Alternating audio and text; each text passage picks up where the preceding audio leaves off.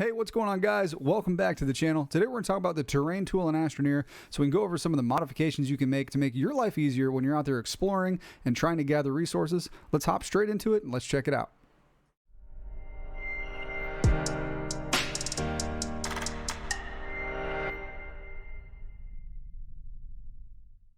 Alright guys, so let's talk about your terrain tool and modifying this thing to make it do a little bit more work. So as you know, the basic terrain tool will dig, gather resources.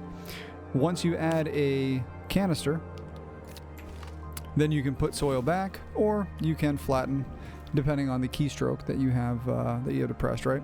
Now there's quite a few other things that you can do with this, and what you can do is you can hold up to 3 mods on your terrain tool. So you've got your 3 mod slots. You've got 1 on the top, and then you also have 2 on the sides.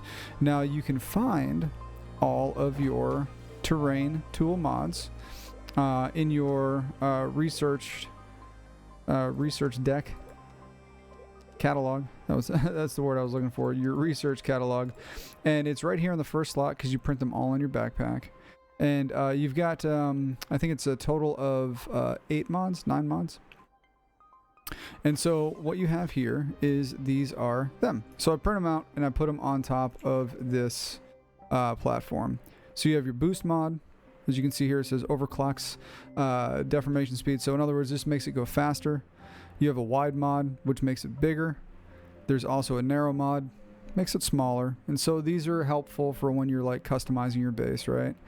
You have a terrain analyzer. So this is going to, I'll break this down here in a little bit, as I will all of these, but this is essentially going to turn into a paintbrush, which is actually kind of cool.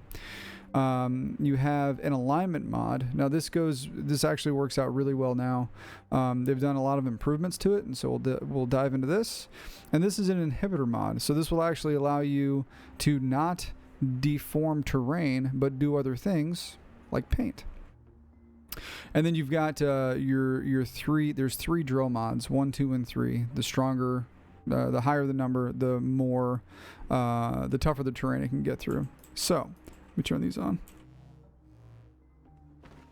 As I mentioned, you can print these things on your backpack. For the most part, they take zinc. Actually, I think for everything, it all takes zinc except for drill mods. Drill mods are going to take ceramic for drill mod 1. Drill mod 2 is going to take tungsten carbide, which is tungsten plus carbon. So that's your drill mod 2. And then for drill mod 3, you're going to need a diamond, which is essentially 2 graphene, which come from 1 graphite and 1 hydrazine. And the hydrazine will come from 2 ammonium. Plus there's some hydrogen and some other stuff in there as well. So the diamonds are a little bit more expensive to make, but once you have a drill mod 3, you're pretty much, you're end game and you're done. You don't need to do anything else. And so if we take a look at the drill mods, I don't know if this will stand on its, no, it won't. So let's take the drill mods next to each other so we get an idea of what they look like. So you have 1, that is 3, and this is 2. And again, so this will deform some hard terrain, most, and all. And so as you go through it, and as you start getting to planets like Novus or Visania, where the cores are much more difficult to get through, you're going to need to upgrade your drill mod to do so. So let's start with the basics. So typically when I start a new save, the things I beeline for are going to be the wide mod and the turbo mod. And I always combine these because now I have a very big area that farms incredibly fast. Now, one more thing I want to mention is they made a change a while ago in the game where when you dig, you don't use any battery power. For those who don't know, when Astroneer first came out, when you would actually use this terrain tool, it would consume your battery, even if you didn't have anything changed to it. So you're always kind of having to keep power on you. Now with the mods will consume power, and the more mods you have, the more power they will consume. So depending on what you're doing, I kind of recommend bringing a vehicle with you or putting an extra battery on your backpack to increase how long you can farm for. But with these, now it's much faster and much more efficient. Because again, I've got a bigger area and it's going to go a lot faster. Now when I get into the mountains, or if I get down into caves, the third mod I will put on this is always a level of the drill mod. Now when I start, obviously it's drill 1 because ceramic is super easy to find on your starting planet. It only takes 1 clay in the smelter and then you're done. So super simple. And then as I kind of level up, then I start using the additional mods. So that's kind of the wide mod, the turbo mod, and the drill. Because if we go up here real quick, I'll take the drill off,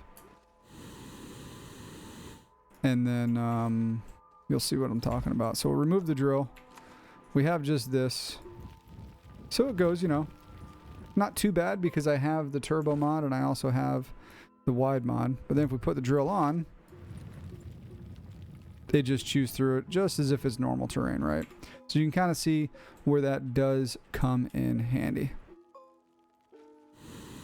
All right, so up next, let's take a look at some of these other mods. So we'll put these over here for now so we can kind of isolate them. So next is the narrow mod. So much like the wide mod, so you've got, this is about the footprint here. It's say about the width of the chassis of the buggy, or of the medium rover I should say. So we put the narrow mod on. Now you can see it's, you know, about half the size of what it was, maybe 60%. Now typically where this comes in handy is if you're trying to do like super fine tuned stuff around your base and get super accurate with how you want to flatten your terrain. So it's good for building really nice ramps. You can get in there and do some really good work. And because it's so small, you're able to just barely feather out to kind of the entire surface or polygon of the terrain and be very, very accurate with your sculpting. So that is the narrow mod. So I use that typically around my base. Very rarely do I ever use that out in the wild. Now up next is going to be the alignment mod. Now this thing's come really, really far because for a while we really weren't sure what its use was. You can make like a cool cylinder, but that was about it. And so it still has some of that functionality. So with the alignment mod, if you're just out here, it doesn't really do anything until you modify to flatten your terrain. Now you'll notice if I take the alignment mod off, boop, see how now the terrain tool is conforming to the different angles that I put it on. It's obviously, you know, pivoting and whatnot. Once I put this on here, that stops. And when it's close, it stays flat relative to my position. And when I go so far away and I hold control to flatten terrain, it will pivot up.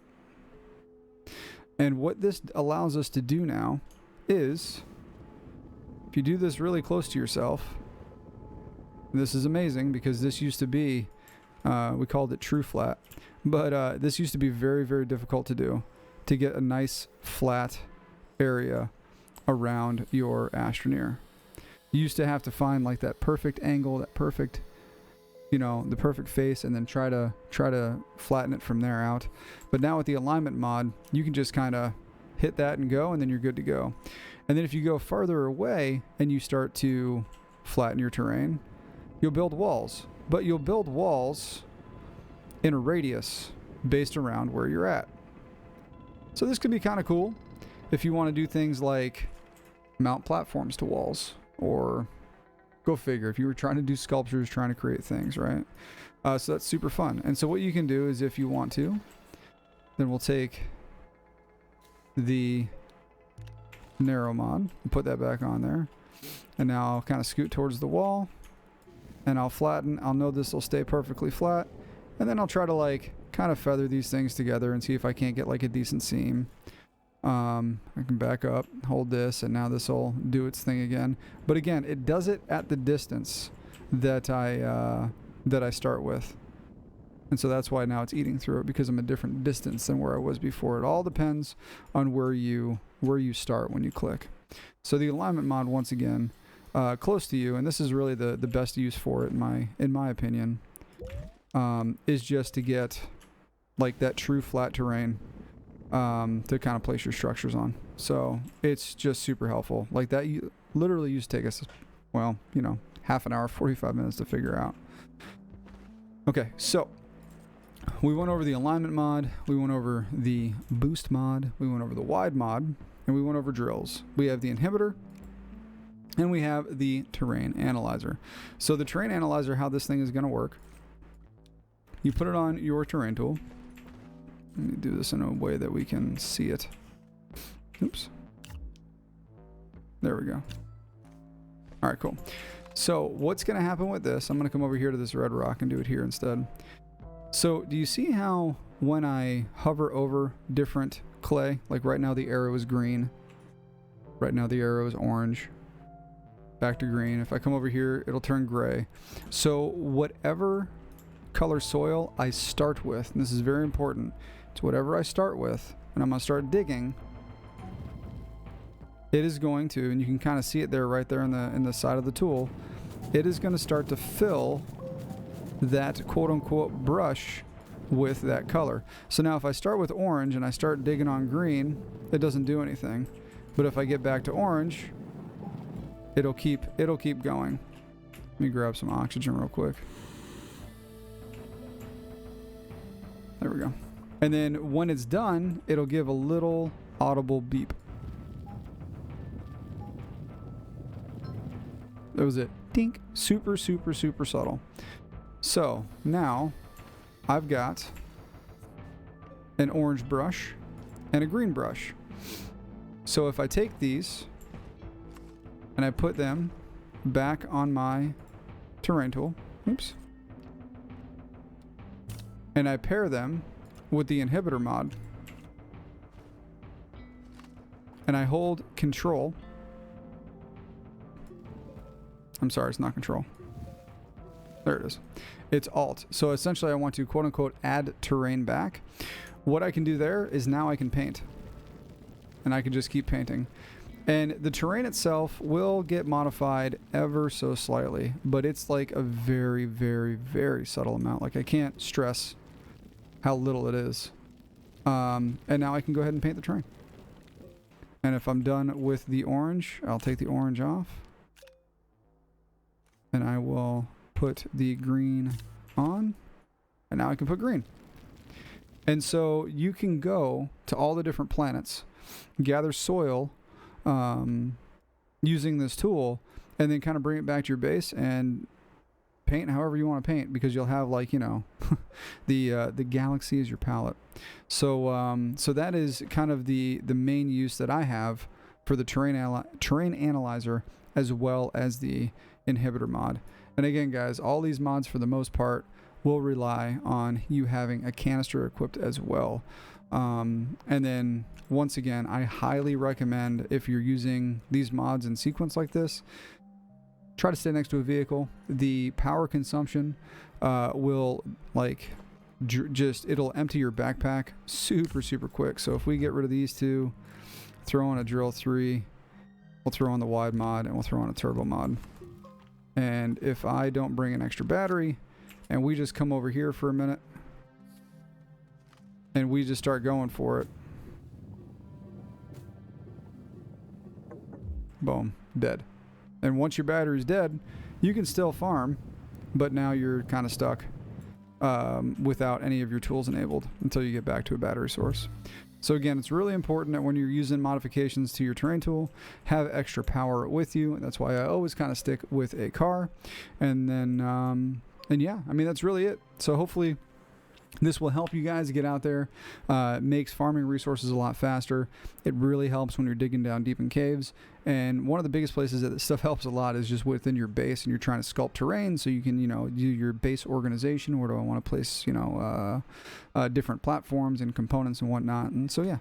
So if you guys have any questions, feel free to post them below. I'm always happy to answer them. Feel free to like and subscribe. You guys can catch me live on Twitch quite a few days a week at twitch.tv/Carto. As always, dudes, stay humble. Have fun. I'll see you around. Peace out.